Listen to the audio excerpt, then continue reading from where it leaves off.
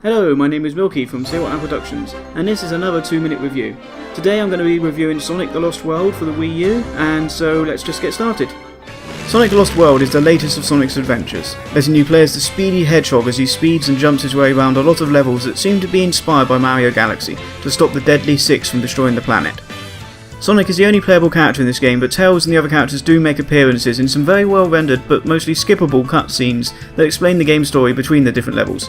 The level design is different to what you'd expect from a Sonic game, with lots of the levels taking place on cylinder-shaped areas, enabling you to run fast on both sides of the levels, with each side providing different routes and ways to go. The game has a few 2D sections which play out more traditionally. You run forward, jump on baddies, and try to make it to the exit. Colours powers return, with flying, laser and asteroid powers as some examples, and most are okay, but the asteroid power is annoying to control with the gamepad gyro sensor. They should have just let us use the sticks for that one. While Sonic is still very fast when running at full speed, to get to said speed you're going to have to hold a trigger button, and if you don't, Sonic moves at a leisurely pace. This does sound a bit silly, but it does mean you can do precision platforming when needed, with less risk of charging into things. Sonic has a few new moves this time around: a double jump, a kick move to let him kick enemies into one another, and he can now wall jump and jump between the walls while keeping his speed up. This can be used at times to keep momentum going, but Sonic does lose momentum very quickly if you're not moving forward, which can lead to some frustrating moments. This is a very challenging game, the level design mostly necessitating fast movement, so you need to have good reactions and handle of the controls to succeed.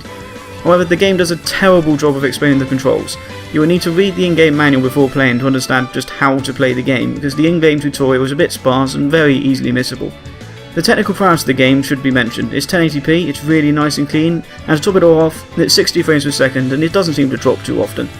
There's little to no loading once you're in the game. It's stunning how quick it loads each level. The soundtrack also deserves a mention, as it's jazzy and some of the tunes are very catchy and fun to listen to. The game is fun and challenging, but the lack of tutorials will annoy newcomers, and the long-term fans might not like the changes to how Sonic controls and feels. But I'd recommend this to anyone who wants a challenging platformer, as long as they're willing to lose a few lives as they start out to learn the levels and the slightly different Sonic controls. And that was my 2-minute review. I hope you enjoyed, and I'll see everyone again next time.